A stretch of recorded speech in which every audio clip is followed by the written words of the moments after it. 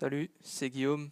Euh, Aujourd'hui, je voulais te parler de cette situation où ça t'est sûrement déjà arrivé, où sur un circuit, tu te dis que ce virage-là, tu vois, tu peux pas le passer plus vite. Si tu, enfin, c'est pour toi physiquement, c'est impossible parce que les pneus de ta voiture, ils peuvent pas t'offrir plus d'adhérence. Euh, et si tu forces plus, tu sens que tu vas aller dans le mur ou comment ça s'appelle, dans les bacs à gravier. Et pourtant, tu vois, il y a ce gars-là, là, le mec qui est tout en haut de la feuille des temps, il arrive à le passer plus vite que toi ce virage. Et du coup, il gagne du temps dans ce virage et toi, t'en gagnes pas. Donc pour commencer, pour la première chose à comprendre pour comprendre l'adhérence des pneus, comprendre comment aller plus vite dans un virage, voilà, je cherche mes mots évidemment. Il y a une règle enfin simple à comprendre, enfin simple, tout est relatif évidemment, mais il y a une règle à apprendre, c'est la règle des 100%. La règle des 100%, elle s'applique aux pneus, et c'est quoi la règle des 100% au final? C'est le pneu, tu le découpes en trois parties, comme un camembert, tu vois, et le pneu, il peut pas t'offrir plus de 100% d'adhérence. Parce que plus de 100%, tu glisses, tu bloques ton pneu, enfin, voilà. Donc, par exemple, quand tu arrives dans un virage, on va prendre un virage générique, genre un virage qui va à droite, presque 90 degrés, tu vois.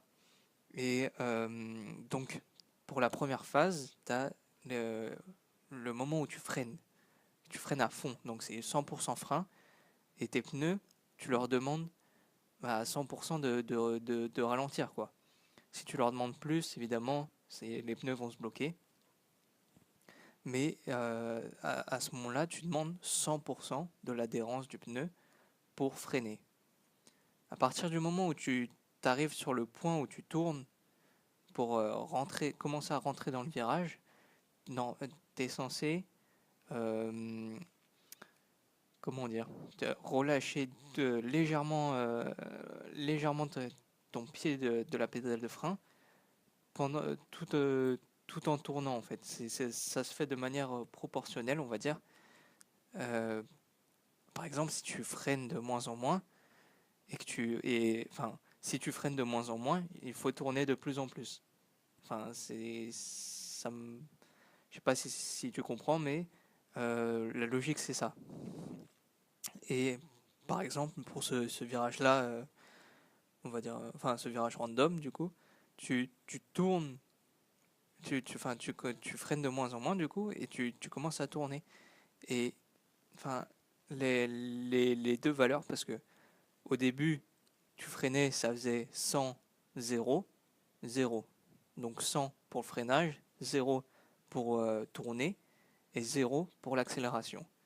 Pour le point où tu tournes, tu commences à tourner pour entrer dans le virage, c'est c'est 50 freinages. Enfin, ça réduit, ça va de 150 à 0, tu vois, pour le freinage. Et tu as 50 pour tourner aussi, et 0 pour l'accélération. Après, t'as la partie du virage qui s'appelle le point de corde. Et le point de corde, là, c'est 0, 100, 0. Tu demandes 0% d'adhérence à tes pneus en freinage. Tu en demandes 100% de tes pneus pour tourner. Et tu en demandes 0 pour accélérer. Et après, il y a la sortie de virage où progressivement, tu tu remets droit le volant progressivement, donc tu tends de plus en plus vers 0 pour tourner. Enfin, tu demandes ah, pardon, excuse-moi, je perds mes mots. C'est pas facile à expliquer. C'est tu Pour sortir du virage, tu débandes le volant, donc tu demandes de moins en moins d'adhérence aux pneus, donc ça va réduire à 0. Et pendant que tu remets droit le volant, comment ça s'appelle, tu accélères de plus en plus tu appuies de plus en plus progressivement sur la pédale d'accélérateur pour sortir du virage et ne pas en demander trop à tes pneus. Après, les conséquences, si tu en demandes trop, c'est que, par exemple, si tu demandes plus comment ça s'appelle, de 100% d'adhérence sur la phase de freinage, où tu es à 100% en train de freiner, bah, c'est que tu vas bloquer les roues et tu vas finir tout droit ou tu vas finir en tête à queue parce que, je sais pas, tes freins ils sont trop sur l'arrière ou. Enfin, il y a une mauvaise répartition, quoi. C'est juste des exemples. Après, si tu en demandes trop pendant que tu tournes, la principale conséquence, c'est. Si tu freines. Comment ça s'appelle?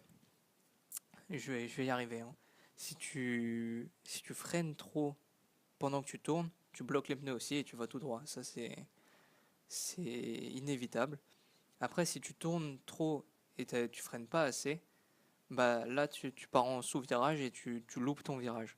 Tu peux te rattraper, mais bon, tu perds du temps dans tous les cas. Après, si tu en demandes trop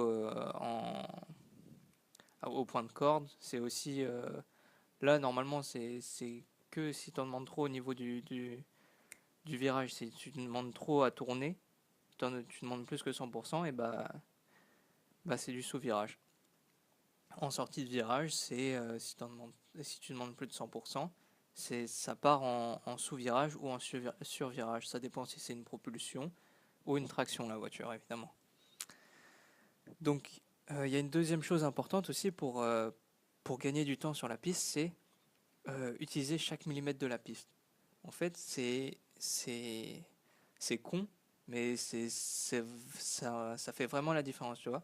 Un centimètre, il peut te faire gagner 1 ou 2 kilomètres par virage. Après, ça dépend des circuits, ça dépend des voitures, évidemment, de leur appui aérodynamique et de leur adhérence, enfin de leur grippe mécanique. Mais en n'utilisant pas 1 centimètre, par exemple, si tu n'utilises pas ces 1 centimètre pour prendre ce virage, et tu vas perdre 1 ou 2 km/h. 1 ou 2 km/h, ça résulte à quoi? Ça, ça fait environ peut-être 2 ou 3 centièmes, 2 ou 3 centièmes sur chaque virage, sachant qu'il y a, je sais pas moi, 15 virages, ça fait plus de 3 dixièmes, ça fait presque une demi-seconde au final. Donc voilà, ça c'est une petite astuce, c'est utiliser toute la largeur de la piste, c'est très important. Donc voilà, la conclusion du coup c'est comment tu peux passer ce virage aussi vite que ton concurrent là qui est en haut de la fiche des temps. C'est utiliser toute la piste déjà.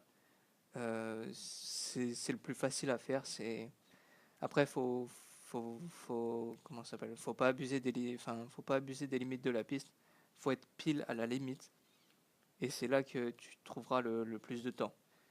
Et il faut utiliser 100% de l'adhérence des pneus.